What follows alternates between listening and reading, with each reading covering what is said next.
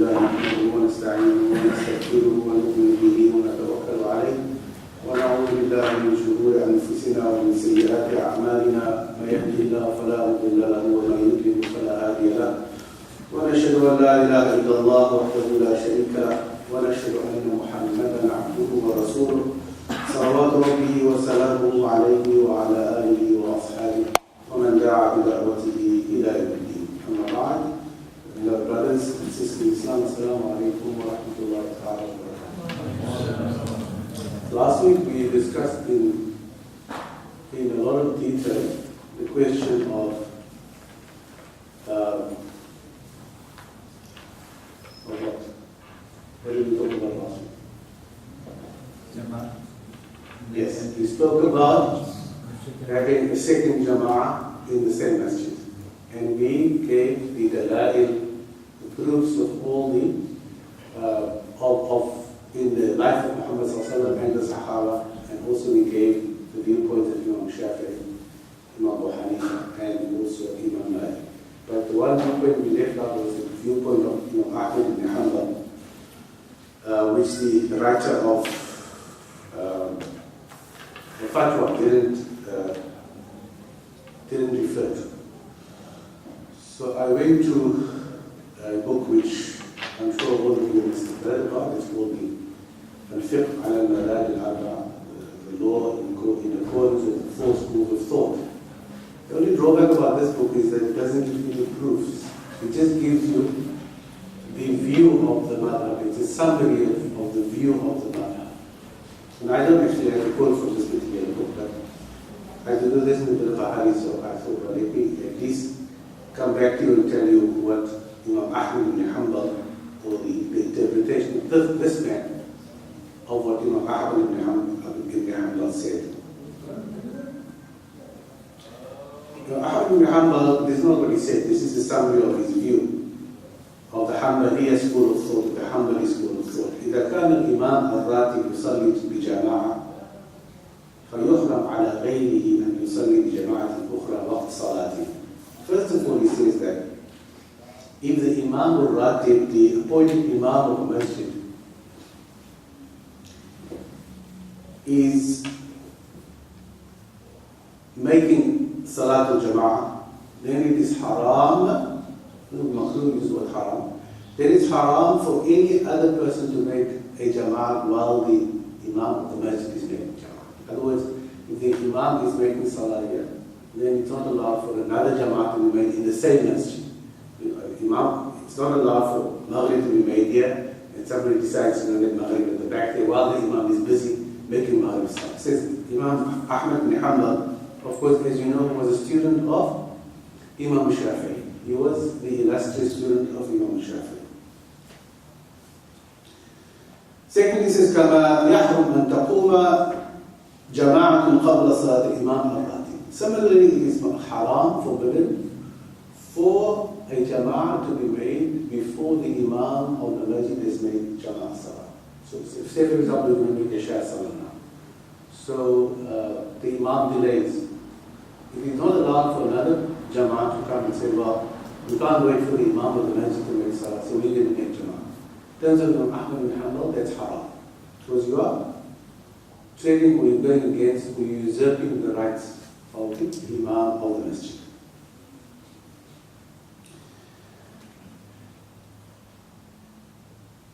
And he says that it's not allowed for the imam of the masjid to finish his salah. And then another jama'ah comes along and says, Imam, can you lead salah for us also? We are jama'ah, can you please, you finish the salah, can you lead us also in salah? Imam Ahmad ibn Hanbal says,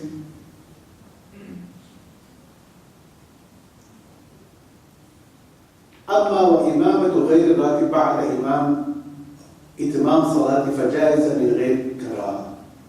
Ahmad ibn Hanbal says, well, that's another masala, but the one that applies here is that if another person, that's also haram for the imam to perform another jama'at in the same masjid for the same salah.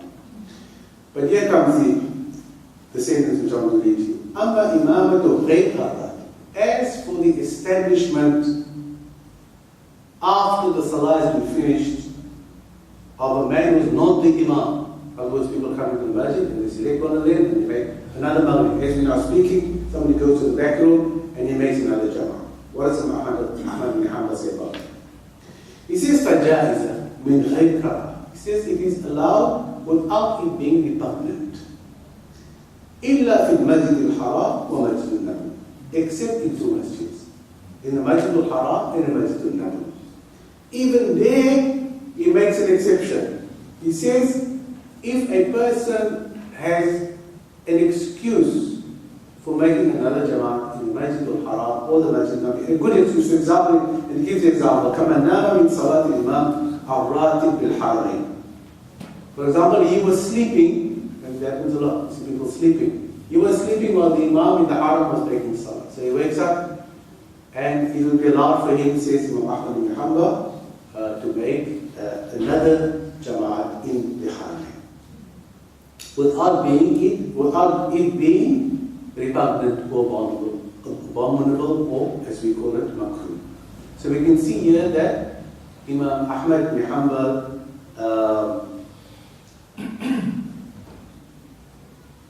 allows, since it's permissible, to have a second jama'ah in the same masjid and another imam. Of course, I haven't come across a Hanbali in Cape Town, so obviously we're not following Imam Ahmad bin Hanbal in this particular case. But this, I don't put my head on the block. This is actually what the Hanbali say. I'm just reading to you a summary of what he says. This book, unfortunately, doesn't give you any of the proofs. Did anyone of you find out anything from your ulama that you, ulama always say that, nobody comes back with an answer. But let me just say something wrong. All right. I'm going to deal with a few small questions now. I'm also in school already, so I'm not going to belabor the points. A question was asked about when is the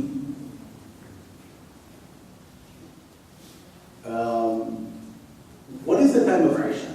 When does it begin and when does it end? Because many people say, they're very tired at Maghrib times, after Maghrib they go to sleep, and they get up half an hour before Fajr, and then they make Aisha, and then they meet her, and mashallah, barakallah. Is that a correct practice? Is that what the Nabi Sallallahu Alaihi Wasallam had done? Because we always talk about, the Sunnah of Muhammad Sallallahu Alaihi Wasallam. I'm not going to go into the start of Salat al-Isha. We know Salat al-Isha starts at approximately 1 hour and 10 minutes after Salat al-Nabi. There are people who confess that. I don't have any notice with them.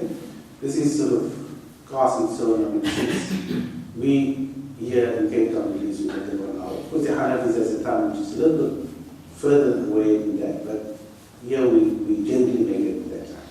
But the question is, does Isha Salah keep on from Isha till Fajr? That's the question.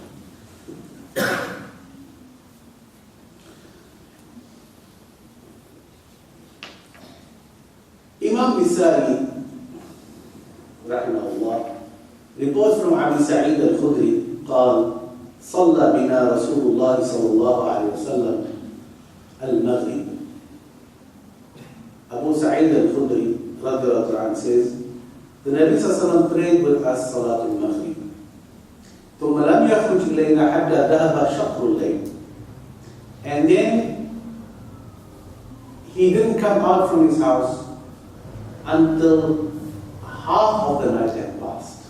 Shutr al-Layl. So if Isha is, what time is Isha here? Isha here is, say 8 o'clock. Say 8 o'clock. We're not going to argue about 3 minutes. 8 o'clock. Fajr is 6 o'clock. For those of you. So so from 8 o'clock to 6 o'clock is how many hours? 10 hours. So half of that is 5 hours. So add 5 to 1 o'clock. 1 o'clock. Okay, now you have it. So ثم لم يخرج إلينا حتى ذهب شطر الليل. So if it had to happen last night, the Prophet would have done Maghrib, says Abu Sa'id al-Khudri, reported by Nasai, and he came out from his house at 1 o'clock.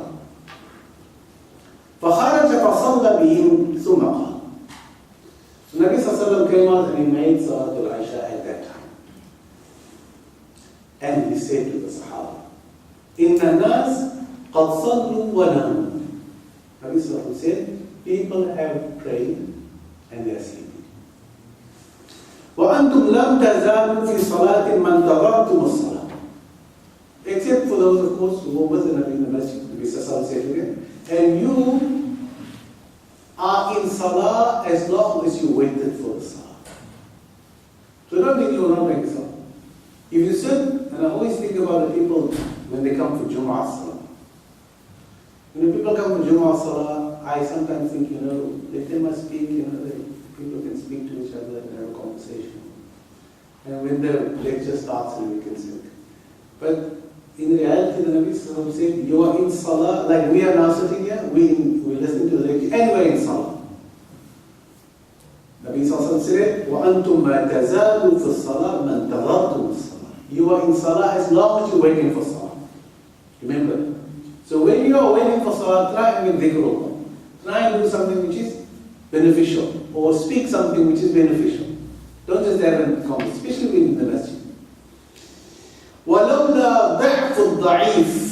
Nabi Sallallahu continued and said, وَلَوْلَا ضَعْفُ الضَّعِيفِ وَسُبُّ السَّقِيمِ لَأَمَرْتُ بِهَذِهِ الصَّلَاةِ أَنْ تُؤَخَّرْ إِلَى شَطْرِ اللَّيْلِ. Nabi Sallallahu said, if it wasn't for the weakness of the weak people, of people are old, they're weak, people are sick, they're weak. وَسُبُّ السَّقِيمِ, and the illness of those people who are ill. لَأَمَرْتُ, I would have commanded you بِهَذَا الصَّلَاةِ, to make this salah, and to أَخِرْ إِلَى شَطْرِ اللَّيْلِ, to delay the salah until the middle of the night. So, and Imam Shafi'i رحمه الله وهو ذهبت إليه الشافعية في قوله الثاني. Imam Shafi'i was also asked this question, and he said, he had two views on this.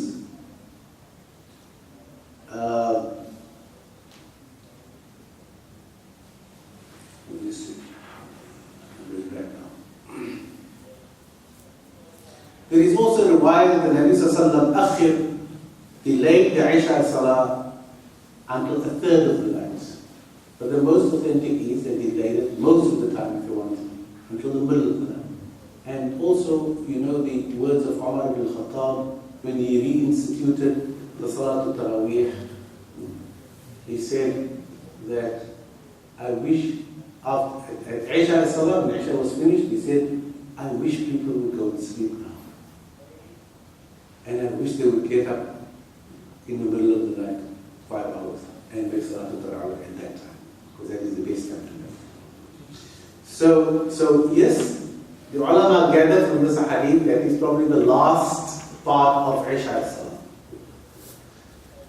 So if you want to still get Isha Salah in terms of the hadith of Nabi Sallallahu Alaihi Wasallam, and in terms of the ulama Imam Malik, all of them say that witr Salah you can delay until before Salah. So not the Isha Salah. Then you must make at least within 5 hours or within half the night from Salah to Al-Isha. Any questions on that? Yeah. Yes. Assalamu Alaikum salam wa rahmatullahi wa barakatuh. Would that imply that if one makes Salatul Isha after Maghrib, it will be just halal? That's a good question. If it's still an hour or so before Fajr. If you make Salah to Fajr at 10 o'clock in the morning, that's a question I'm just spending the marks here. Because the next Salah after Fajr is with Salah. So if we assume that the Salah starts at the one waqt and ends at the other waqt, If you say that a person makes Salah to Fajr at 10 o'clock in the morning, you will still be within the boundaries of Salah to Fajr? So No. you will have the sunrise, which governs the Fajr. All right. So you see sunrise as being the cutoff point. You stand by that view. After that. You stand by that view.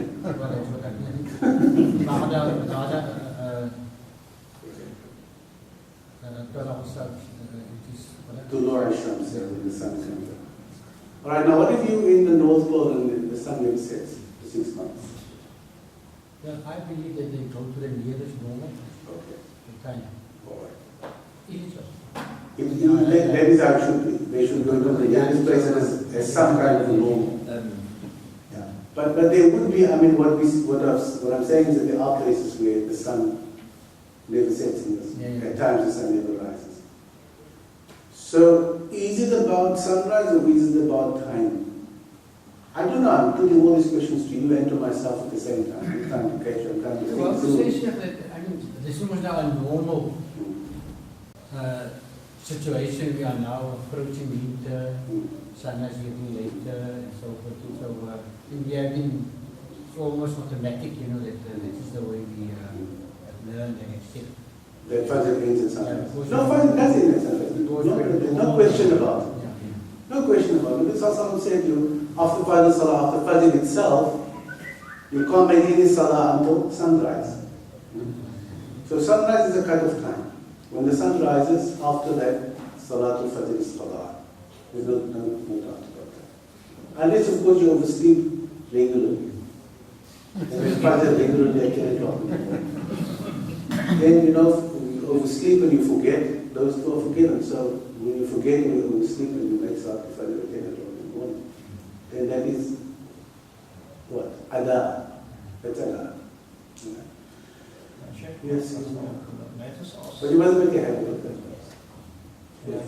Maybe ask that same question differently. Yes. Is it prohibited? Yes. Because the rule of general is if something is Yes.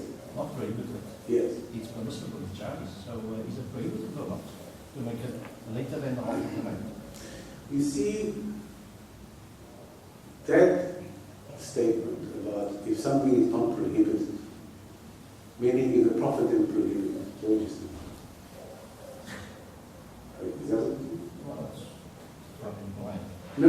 Are you saying that obviously it can't be something, it can't be Zuma, it can't be altitude. It has to be the Prophet or something. You say if the Prophet didn't prohibit something, then it's allowed. Is that what you're saying? Do you hold to that? Yes, I'm Because many people say that. Many people say, but the Prophet didn't prohibit Mawlud. There's no hadith which says don't make Mawlud. There's no hadith which says the Prophet said, Nisfu Sha'ban, you shouldn't do it.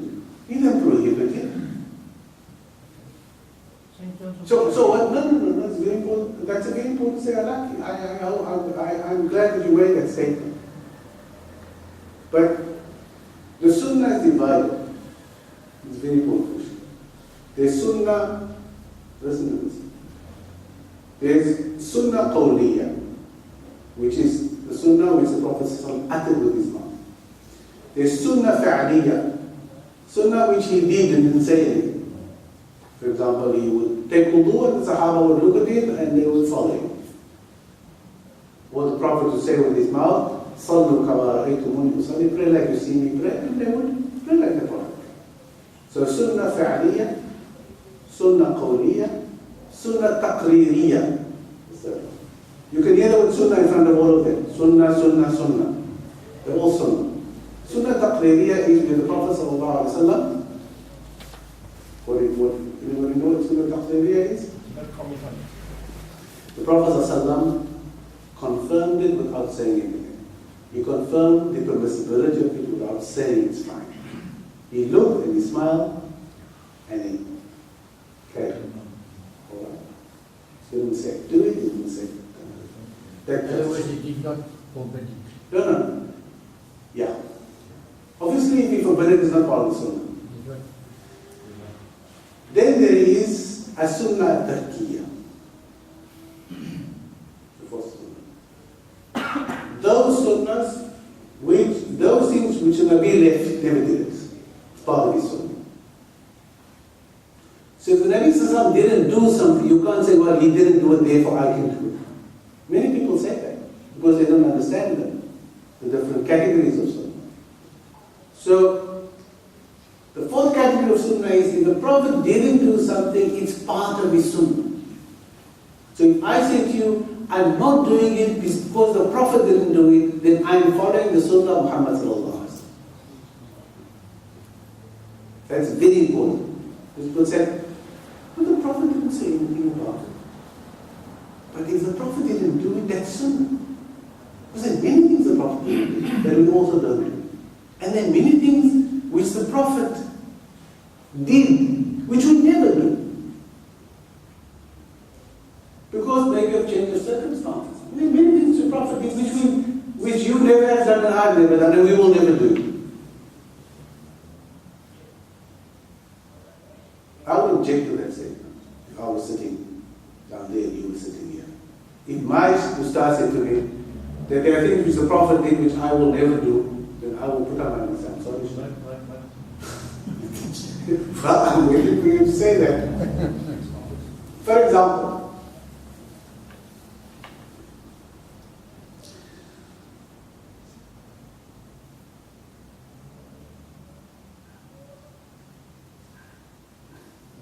the Prophet and the Sahaba. Prophet Sallallahu said to the Sahaba, when you enter the masjid, look under your shoes. If there is dirt under your shoes that you can see, clean it, and then you come into the masjid. There isn't a single hadith where he said the Prophet took his shoes off. Or the Sahaba took their shoes off. No hadith says that. Prophet came to the masjid, he took his shoes off and then he went into the masjid. No.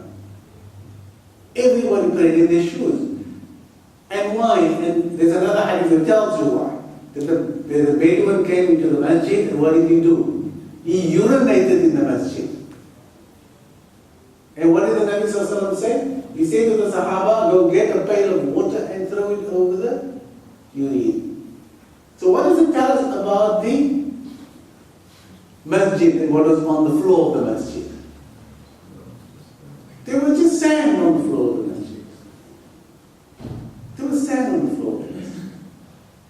So people when they came to the masjid, Sallallahu said, Undur tahta na'alayk, look under your shoes. You go into the masjid with your shoes on. Okay? I've never done that and you will never do that. Why?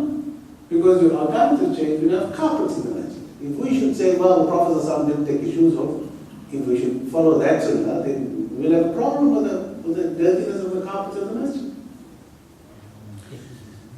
So that's probably just one example which I just took off, just thought about. There are other examples. Maybe just two other examples. Maybe closer. And these two hadith is reported in Bukhari. There are two hadith in Bukhari. Both narrated by Abdullah ibn Abbas that we don't practice. Ahlul Sunnah wal Jama'ah, we don't practice. Hadith is Sahih in Bukhari, it's written completely. The one hadith is about the Prophet ﷺ joining the Salah in Medina without traveling. So Abdullah ibn Abbas in Bukhari confirms the hadith. The Prophet ﷺ had joined Dhuhr and Asr and Fajr and Isha in Medina without traveling. Do we say you can't do it? All of us agree you can't do it. Nobody has done that. The other hadith, I can't think what the hadith is, I can't think so. What I'm trying to saying to you is, again, the study of hadith itself is a very fine study. It's not something, you can't just pick up a hadith who can say, I read this hadith, yes, a hadith. No. People have spent their whole lives, like Imam Bukhari, rahimahullah, just searching for hadith. That was his whole job. His job was to search for hadith. And his job also was, of course, to learn hadith. So, the question of whether you're making qada after the middle of the night, I don't know. I have to find out. Sheikh, if I interpret the brother's question, That was your ask question. if it is prohibited to make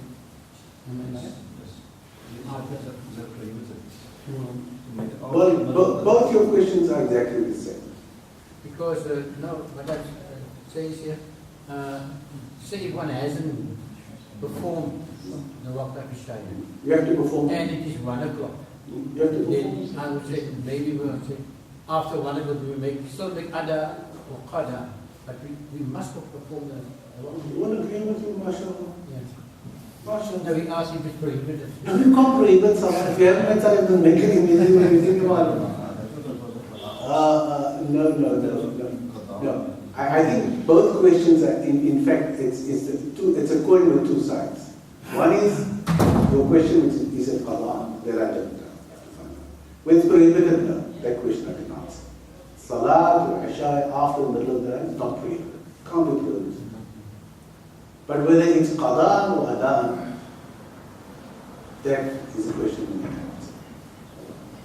Because did the Nabi Sallallahu Alaihi Wasallam do that to show that that is the best time to make it?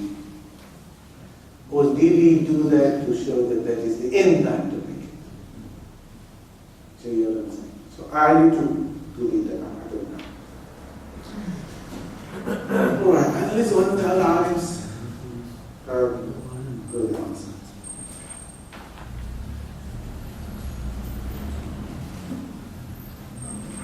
These are very small questions which I hope to just rapidly raise into them.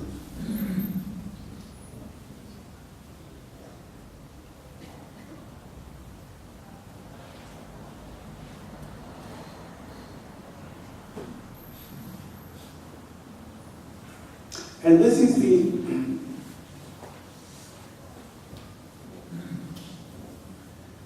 in the Salah. In the Salah, every action in the Salah has a dhikr with it. Allahu Akbar, Allahu Akbar, Sami Allahu liman hamida, except for the rising from the ruku', there are two dhikrs involved.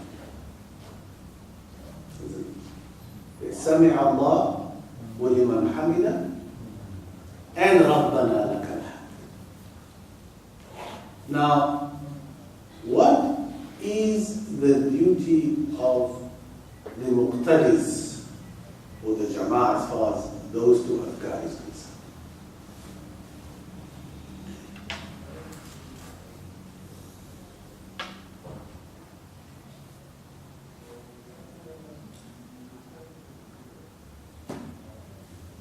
Abu Hurairah tells us that this is how the Nabi Sallallahu Alaihi Wasallam uttered those two adhkar. And we know the Nabi Sallallahu Alaihi Wasallam said, جُعِلَ الْإِمَامُ لِيُؤْتَمَّ بِهِ.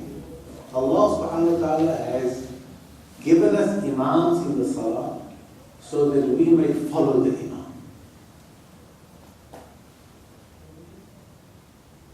Now this hadith is extremely important. I am talking now to my brothers, the Shafi'is, and my brothers, the Hanafis. We all accept this hadith as a hadith in Bukhari. It's an established hadith. When you stand behind an imam, whether he's a Hanbali or a Hanafi or a Shafi'i or he's a Salafi, no matter what kind of imam he is, if you stand behind the imam, you are commanded by Muhammad ﷺ to do as the imam does. And if you do not do as the Imam does, you are not following Muhammad's instruction to you. That Allah has given you the Imam to follow. But what do? So, I'm a Hanafi, the Shafi Imam. I'm not going to do as he does. I'm going to still follow my mother, despite the fact that Prophet ﷺ, my mother, Abu Hanifa, is better than Muhammad ﷺ. Imam Shafi'i is better than Muhammad ﷺ. Muhammad said, follow the Imam. I said, no. I don't agree with these Hanafis. Or I don't agree with these Shafis. So I'm just going to do my own thing, even when I stand behind the Imam. Well, that's my first point. Isn't it? And the Nabi ﷺ said, Sallu kama ra'aytumuni usalli. You should pray like I pray. Pray like I pray, but if there's an Imam, you follow him. So if the Imam is qunut, what must you do? Why? No. No, you don't. Why must you follow? Don't follow. Why not? Because there is one Imam you can follow besides that Imam. You don't follow Abu Hanifa, you don't follow Shafi, but there's one Imam you are obliged to follow besides the Imam that you are leading. If that Imam is contrary to the Sunnah, you don't follow him. You follow the Nabi Sallallahu. I'm not saying whether you think what the Imam is doing is contrary to the Sunnah. I'm saying the Prophet ﷺ said, جُعِلَ الْإِمَامُ لِيُؤْتَمَّ بِهِ. That Imam was put for the Salah. This is just for the Salah. It's the Salah. لِيُؤْتَمَّ. So that you should follow. You can juggle and juggle and juggle and juggle and do whatever you want. But the meaning of hadith is very clear.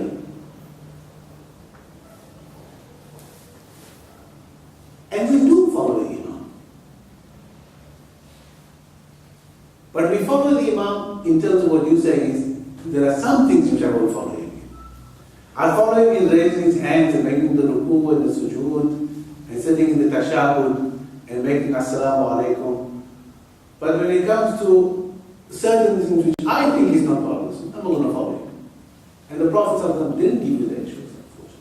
The Prophet didn't say, if you think, or if you in your opinion, or in terms of your research, that is not part of the Sunnah, that's a decision for you to make. The rule has been laid down, you should follow the Imam. Now let me say to you, what will you do? We're just taking that as an example, the Qunut I just took as an example. Let's assume that you are Fajr in the masjid. And mashallah, you don't make Qunut. And this morning the Imam, Shafi Imam, also didn't make Qunut. And you're very happy. MashaAllah, I've at last, I've at last convinced my Imam that he shouldn't make Qunut. So the Imam goes down, and after he's ready the tashahud, he makes two sujood. Because the Imam, as far as he was concerned, he didn't leave the qunut, he forgot to make the qunut. You were very happy because you thought that he changed his mind about it. So now the Imam makes two sujoods. So now what are you going to do? Because what is the command? The command is you should follow the Imam. You have to make the two sajdas with you. Because you don't know what mistake he made and which you don't know. He's correcting an error which he did. It may not be the qunut, maybe something else. So what is the safe way to go? To follow the hadith. You're going to get into a lot of problems if you're not going to follow the hadith. So if you stand down, this is for all of us. Stand down, Imam, you follow the Imam. If you stand behind a Hanafi Imam who doesn't make qunut, you don't make qunut. You don't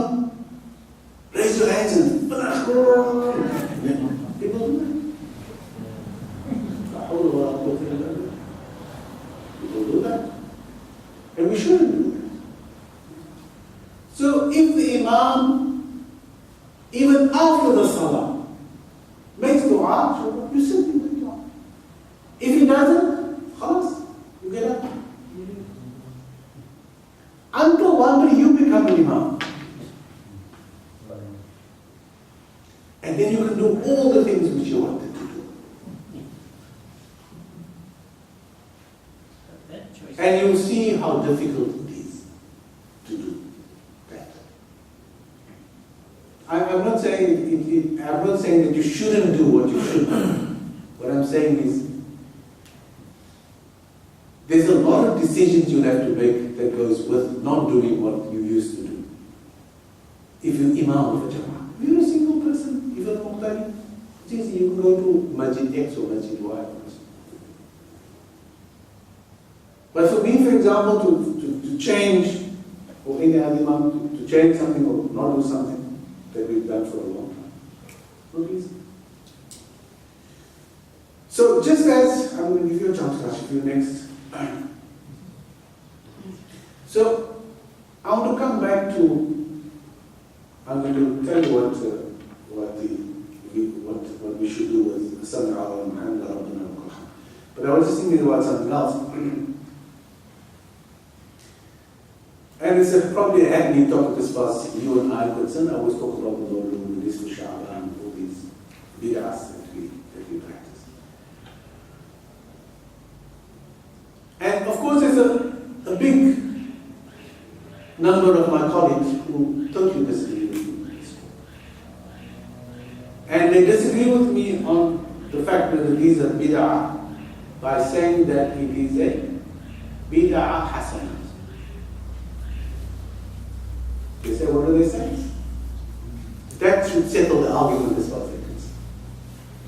But I gave you the 4 kinds of sunnah. Sunnah fi'aliyah, sunnah qawliyah, sunnah fi'aliyah, sunnah qawliyah, sunnah taqririyah, sunnah tarkiyah.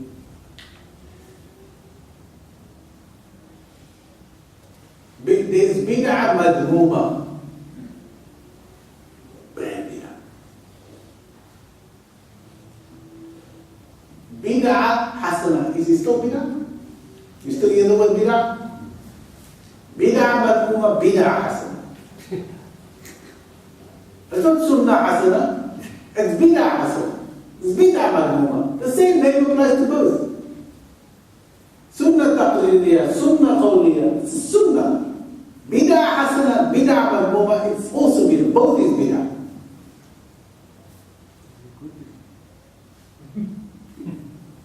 I want to make an analogy with that, but it's going to stick. In other words, it doesn't matter, a rose by any other name smells as sweet. Sunnah by any other name smells as sweet. It is sunnah. Bid'ah by any other name is bid'ah and smells bad. Because Muhammad said it is so. By you adding another word to it doesn't make it sweet. Doesn't make it sweet. So, these are basic things that we must know. Basic things that we have to know. When we come back, now, Kashi, do you want to say something now? Or do you want to finish this? Habsani Allah wa Hamida. Was it going to be too long for you to wait? No, it's that Sheikh mentioned that Imam makes dua after Salam was following also the lies please.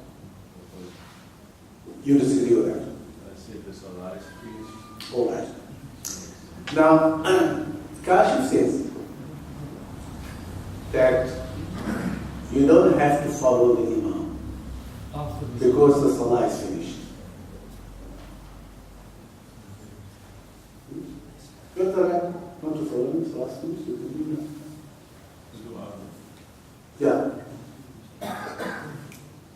Of course, if he makes the dua soft, then you come here, you sit there.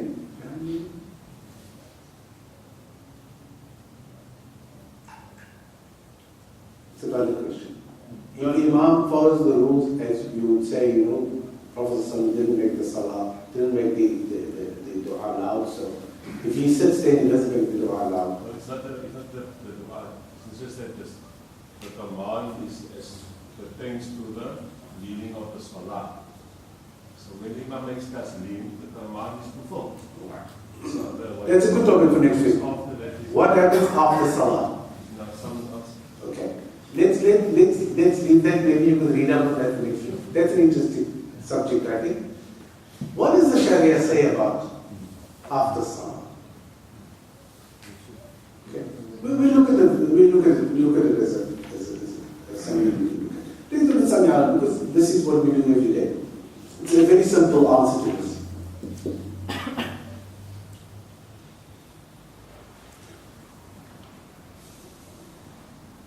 سمع الله لمن حمده وإنما خص هذا بالذكر. Coming up from the ruku, this is the dhikr that goes with that movement. سمع الله لمن حمده لأنهم كانوا يسمعون جهر النبي صلى الله عليه وسلم بسمع الله لمن حمده.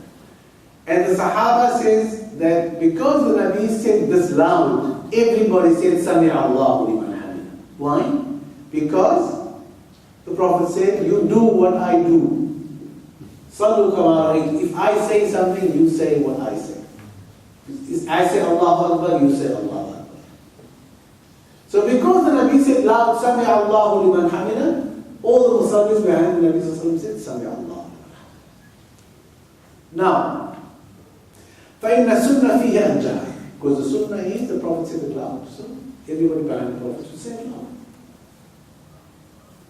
ولا Abu Hurairah says ولا يسمعون قوله ربنا لك الحمد. Abu Hurairah says we did not hear the Nabi sallallahu alaihi wasallam say ربنا لك الحمد لأنه يأتي به سر. Because the Nabi sallallahu alaihi wasallam said it very softly. He didn't say it, but he said it very softly.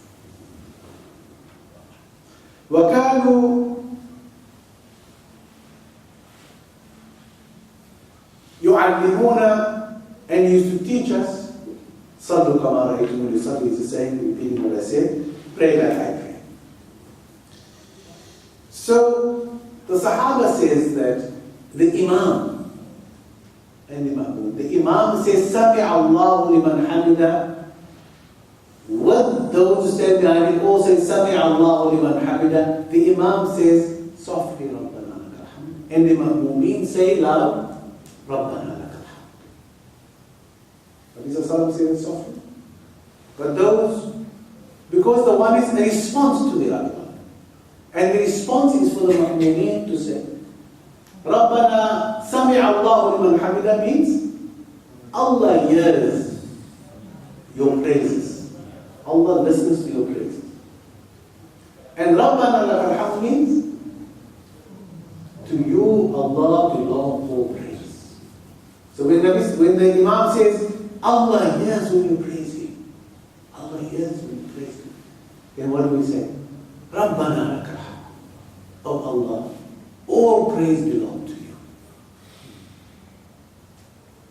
So almost as you're saying that you should utter it so that Allah subhanahu can hear it.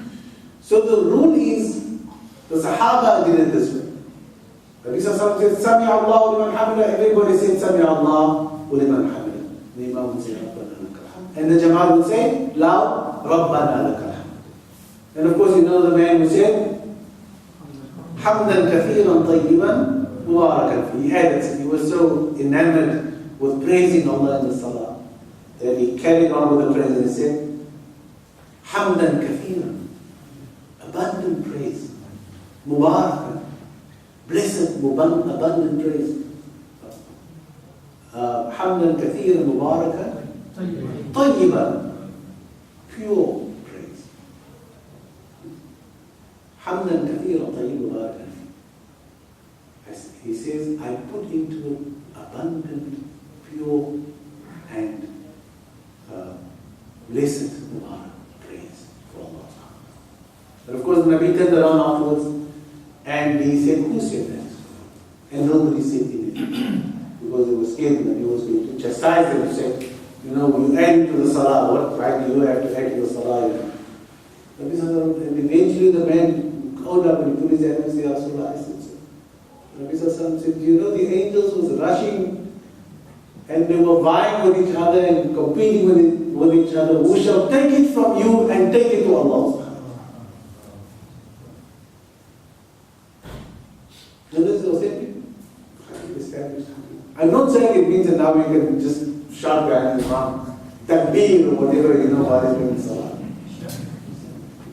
But that is what it is. Sheikh, is that an example of Sunnah Taqreer when Nabi Sallallahu Alaihi Wasallam approved of the action? Well, he didn't. Taqreeriya is when he approved without saying anything. Yeah, he approved by actually saying. And he said why. And then many other instances where the Sahaba said things. Alright, so that is, because some people really ask me what is the rule for that. Yes, I like to refer to you as Mr. Sana, so just to advertise you. Free advertising. I'm wearing the other cap. Oh, okay. I don't wear the halal cap. What's it, haram? Just a quick one. Hmm. The pronunciation of that which Imam said when he comes out of the Quran. Most of the Imams say Sami Allah, Huliman Hamid. I want to know what is Huliman. Even now I've heard it. Maybe I'm too sensitive to it, but Yeah, well, a student of grammar a student of Lugha shouldn't say Sami Allahu. No. Sami Allah, Huliman Hamid. Oh, they attach the word to liman hamida. Huliman, yes. I want to know what is the Huliman. No, you don't want to know the Huliman, you want to know whether it is correct to say it like that. I think it is. To throw aspersions against that phrase is not the correct way of asking the question. Okay. You should not say that. Apologies. Knowing what it means, you should say, people shouldn't say it wrongly because that's a beautiful statement. Allah hears those who praise Him. That's a beautiful statement. So what you should say is, we should say it correctly so that we do not touch the beauty of the statement that we make. Sami Allahu liman hamid. Sami Allahu liman hamid. I don't see to say Sami Allahu liman hamid. Is it? Where's the wrongness of it? The pause I find most of the time, and this is open to anyone else, is Sami Allah, Huliman Hamida. Okay. Let me break it up. Yes. Let me break it up. Sami'a comes from the verb Sami'a. Sami'a means he heard. In this case, it means he hears. Sami'a Allah, Sami'a Allahu, Sami'a Allahu. Allahu is in the nominative case. It's the subject of the sentence. That's why it's got a dhamma after. Allahu. Allah. Go back to the first word. Allah hears. Allahu. That's a complete sentence. I mean, Sami Allahu is a complete sentence. Allah heard. Or Allah hears. It's a complete sentence. So you say, Sami Allahu liman hamid. Sami Allahu. But if you say it in one sentence, it could have the effect of you hearing Sami Allahu liman hamid. Because the who comes out very loud. Sami Allahu liman hamid. You don't say Sami Allahu.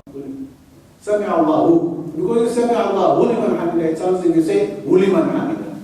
But you're not actually saying liman hamid. You say Allahu. Sami Allahu liman hamid. It's not around to pause. Sami Allah liman hamid. But I don't pause. No, he's doing it wrong. Look, he's splitting hairs, but I'm giving him, you're not giving him. So don't try yourself. Yes, sir. Alaykum salam. This is one more matter which I need to use. I just want to know, is the evidence for the Sunnah that the Magniya Qadar, is it an established Sunnah? Pardon? Is it established Sunnah that they made Niyah for Qadar and Salah? Is it an established sunnah to make niyyah for qada and salah? I hope I understand the question correctly. Niyyah means niyyah. Niyyah means you say, you must do, so you say, it's asr, so you want to make do.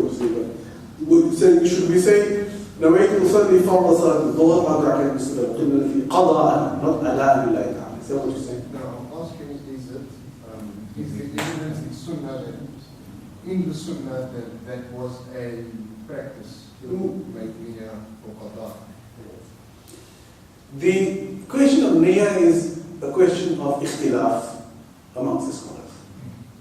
Not niyyah in the heart, but niyyah with the mouth. There is a vast number of scholars that say there is no such thing as qada on salah. That doesn't exist. Qada on salah doesn't exist. Why not? They say because there are only 2 excuses for missing salah. If you forget and if you oversleep. So if you oversleep, if you sleep from dhuhr until after Isha, and you haven't made Asr, no Maghrib, and you make it in the time of Isha, you make it Ada'an. Because you couldn't have made it while you were sleeping. How can you make Salah when you're sleeping? You make it when you wake up and that is your Ada'an. That's Ada'an. If you forgot, then you can only make the Salah when you remember. Isn't it? You can't make Salah when you forget Salah. You have to wait until you remember. So when you remember, that is your Adhan. That's Adhan for you. For you it's Adhan. So they say if these are the only 2 excuses for missing Salah, these are the only 2 that the Sharia allows you. Sharia allows no other excuse. You can't say I was working. You can't say I was busy. You can't say anything else. If you miss the Salah without having any one of these 2 excuses, it's finished. The waqt is finished. You can't make dua in the waqt of Asr because you were stuck in traffic. Unless you were tied up in a chair, somebody tied you. You couldn't move. Even then you must make Salah. Like in that position, without wudu. So much so, you have no excuse not to make Salah. If somebody ties you up, naked, and you have no wudu, in the waqt comes in, you have to make Salah. You have to repeat the bit, but you have to make Salah. Then you make Salah. No excuse. So the ulama say, if these are the only 2 excuses and you miss your Salah for another excuse, not accepted, if the waqt goes, the Salah goes. No qada. You can't do qada. Khalas. Those who say there is qada on Salah, like Imam Shafi'i, all the Madhab say that. Imam Shafi'i, it's not necessary to say qada. Like it's not necessary to say adhan. It's not necessary to say that. You can just say the farals of the wajibat, or the fara'id, or the niyyah is very simple. Usalli فرض الظهر لله تعالى. أصلي فرض العصر لله تعالى. أصلي العشاء لله تعالى. أصلي الفجر لله تعالى. That's all required. It's required for you to say I'm making salah, أصلي فرض, to say it is farض or sunnah, and to name the salah. And of course لله تعالى. That is required. All the other things, مستقبل القبلة, الأذان, القراءة, that's what it is. مستقبل القبلة. If there's no announcement of the niyyah verbally, it's just in your heart and you feel when you look up. Well, I spoke about that on Friday. Yes, I spoke about that on Friday, and my opinion is that for purposes of concentration, it is better to utter the name by yourself. I find that it grounds me and it connects me stronger to Allah if I say it. If I stand and I say it, the way to suddenly thoughts are. It focuses my mind on something. When you have something in your heart, and if you say it with your mouth, then you ground it. Pardon? We wouldn't really know whether he said it. We would have said something. But apart from that, you have a typical example of your wife. Your wife will ask you, do you love me? And you think, what a silly wife you have. Down in my heart, I love you in my heart. Which is, I never hear you say you want to. You don't say it. You never say it. I want you to say that you love me. Because when you say that you love me, it tells me that, there is something in your heart. Otherwise, I wouldn't know what is in your heart. So I say to myself, when I stand in front of Allah, because this is my connection with my Lord, my Lord. Belongs to you. And I stand and I say, Ya Allah, I'm focusing on you. I'm saying to you that I'm standing with something in the way, I'm taking my niyyah, and I'm standing in front of you to make salah to you. And I'm making my mouth so you're focused. I discovered, this is what I thought, and probably later in my life I found this, that if I don't say the niyyah with my mouth, many times halfway through the salah I think, did I say Asr? Did I intend Asr in my heart, or did I intend Dhuhr in my heart? But if I say it with my mouth, I never doubt. Because you just said, I never doubt. No, I know I said, no, it was Asr. I know that. So for me, and I don't say you have to do that. And I disturb nobody by doing that. I said, well, I don't have to. No sound has even come out. So I think as we go along in life, and things are not predictable, we realize that it adds substance to what we do. And as I said last week and the week before that people like Imam Shafi'i, Abu Hanifa, these great people, their search was for the Sunnah. And whenever they told us something, I think there's more reason behind it in their research and what they did than just wanting us to say the name. It's not about just saying the name. It's an utterance of showing your obedience to Allah subhanahu wa ta'ala. Let me listen to Lady Fatima take this question. Would the middle of the night be the Fadila time for Isha, or would the time between Isha and Subh be divided into three to obtain the Fadila time? These are all important questions. I think I've probably put my foot in my mouth. I have to go read on this. I'm not going to answer. I need to answer him, and I need to answer this. Would the middle of the night be the Fadila? Definitely would be the Fadila time. If the Prophet said that you waited for the Salah, why would the Prophet come out in the middle of the night? Obviously because Fadila time. Why would Umar say make your Salat Tarawih in the middle of the night? Because it's a better time. Would the time between Isha and Subh be divided into three? When the ahadith divide the time of the night into three, it starts at Isha time. So Isha time, you count 1/3 of the night, another 1/3 of the night, and of course the best time of the night is the last 1/3 of the night. That is when Allah subhanahu wa ta'ala comes and says to us, all of you are asking for forgiveness, I can forgive you. Subhanallah. All of you have been asked for forgiveness. So that is the time of istighfar. And of course, tahajjud and salatul layl. For those of you, mashallah, who are firm in salatul layl. All right. Sheikh, Yes, sir. my opinion is that the better part for Isha Salah is the earliest, 1 hour, 10 minutes. Because if we're going to wait for the middle of the night, 99% of us won't make Isha Salah, which will be worse than having to perform it early. That is why the walk is 10 past 1 hour, 10 minutes after Maghrib. It's exactly why, to cater for people like us. But I think as we grow older, as we grow wiser, and as we sleep less, because I think that's also a factor in health, we sometimes do that. We sometimes delay the action. We go rest a little bit, we get up in the middle of the night, and we do action. And we make our tahajjud, and we read it, and then we go to sleep. But you're supposed to tell us it. Pardon? You're supposed to tell us it. What? You're doing right. Pardon?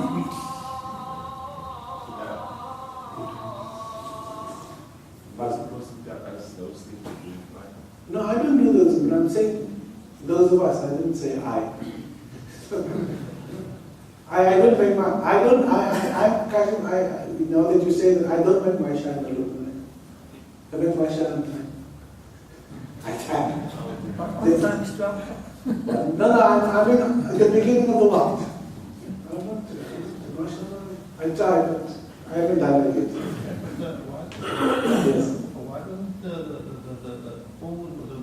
Muslims follow that? What? Particularly in the Hijaz, for example, why don't they follow this practice of performing Isha in the middle of the night? Why don't everybody do it in this walk as we know? Because there's nothing wrong with it. People. No, but why don't they follow in the established, even if it's an established sunnah, Yes. hadith, or Yes. so to speak, if that hadith is mutawati or I mean, if it's just one person reporting it, I mean, that's what thinking about. I think the other priorities that will take the priority of looking at China. I'm not even talking about Fajr, I'm talking about Asr. As an example, we can make Asr on time to be of greater value than Fajr. But this is under discussion at the moment. All right, Sheikh, I just think, yes. Sheikh, we done this now quite a couple of times. I tried to advance me, so you put the cap on. Don't you think that the way you beautifully explain your motivation for expressing the niyyah for the Sahaba and the way it sort of grounds, I mean, it's a whole, like, justification for and motivating what is for your position on the verbalizing of the niyyah. It's nice. However,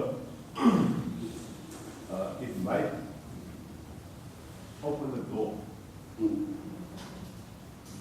for other acts. But I mean that this is not proven from the Sunnah, but it is been recommended for us to do.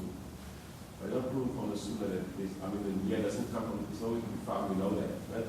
So the ulama, like Sheikh, he introduced that as for a reason, and he stipulated the reason there. So it's not infinite.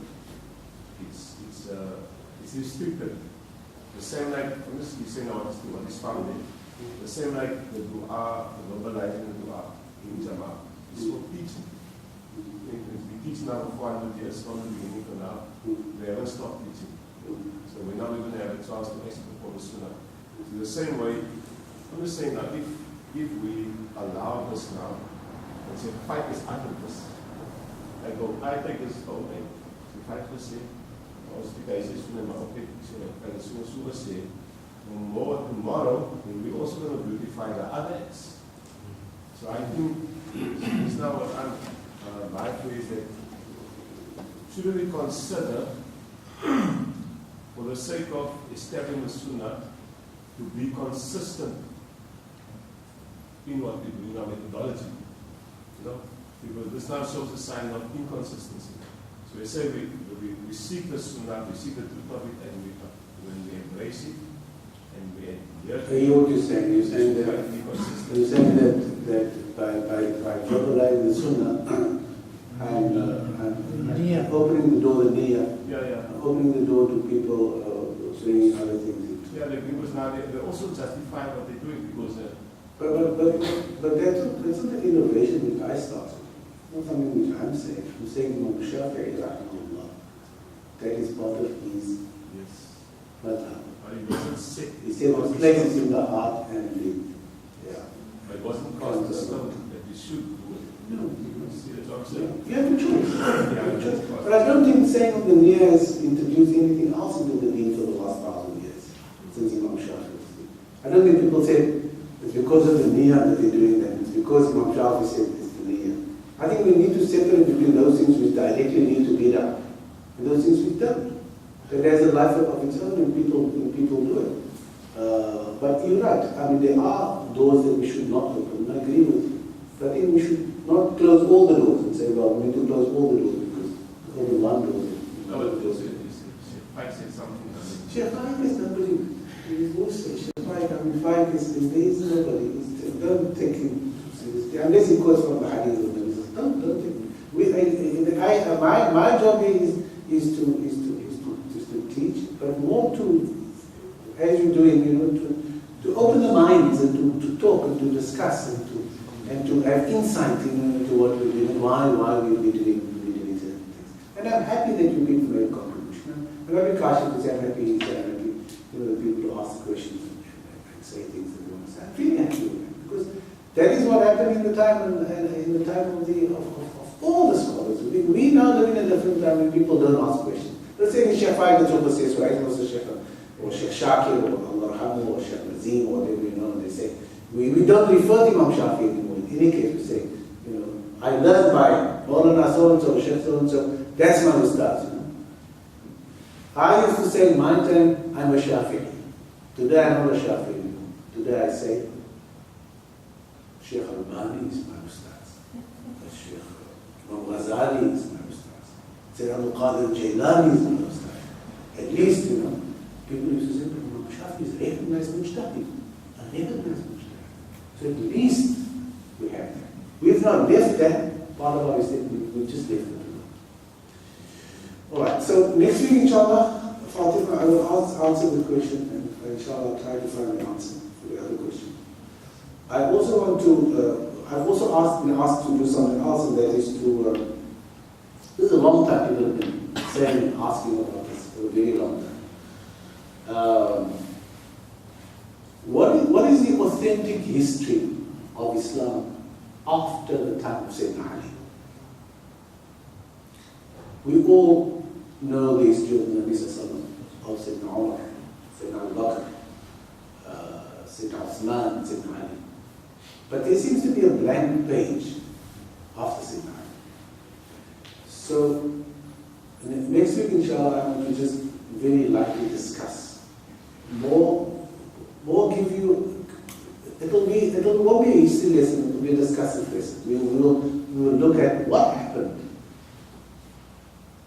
after Sayyidina Ali. What gave birth to the kingdoms of Umayyads and the Abbasids and all the other things that happened? When Islam spread, when it broke out of Medina, what happened to the Muslims? How did they look at the world?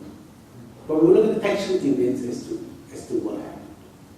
And just to mention one thing that I mentioned to somebody yesterday was that in Spain, just to give an insight as to my approach to the subject would be, there was a Jew, his name was Joseph Ibn, I don't remember his surname, but he was in fact, when I read this, I was quite surprised, that he was the chief consultant to the Sultan of Cordoba. Not only that, he was commander of the Muslim army of that Sultan. He was a Jew. SubhanAllah. Pardon? He was a Jew. He was a committed Jew. He was a rabbi Jew, rabbi kind of guy. No. But he was such a good general that the Sultan appointed him to lead the Muslim army. And there was no revolt in an army against the Jewish leader of the army. But that should give us some idea of the kind of history that we don't know that took place after the death of Sayyidina Ali Karamullah. That the whole objective of Islam was to integrate and bring everybody into the civilization of Islam. And we will hear, inshallah, some of these things which will definitely shock. If I should tell you about the women of Islam, a woman by the name of Zubaydah. You know Zubaydah? Anybody know what Zubaydah means? Yeah, but it means a small ball of butter. Zubaydah means a small ball of butter. I can really give him a child the name of a small ball of butter. And there's so many Zubaydahs walking around. And I did it to give him Zubaydah. If you can go a small ball of buttercup, say what? But it's such a great name in our history. She was such a great woman in our history. And she lived at a time when Islam was dominated by males, by men. So we need to know this kind of history, inshallah, to tell us how beautiful the civilization of Islam was and how narrow it's become today. And you can't change history. So what I'm going to tell you is cast in stone. You can't go back and say, Sheikh Faaik it's okay. No. This is history which is done, it's happened, it's finished. So inshallah next week,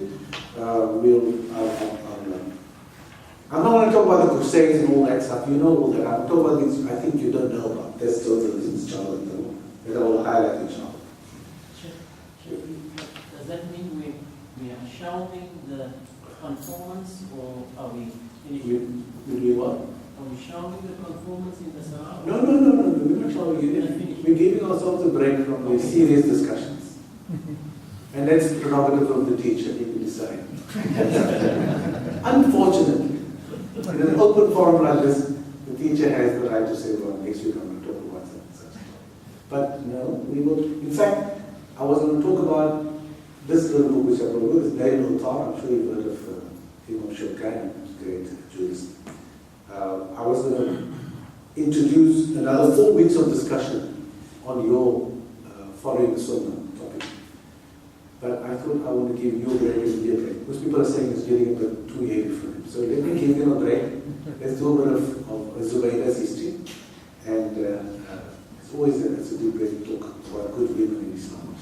So we'll do that, inshallah. I will come back. I'm not trying to skip the issues. Bismillah ar-Rahman ar-Rahim wa-Asr. إن الإنسان لفي خسر إلا الذين آمنوا وعملوا الصالحات وتواصوا بالحق وتواصوا بالصبر. الله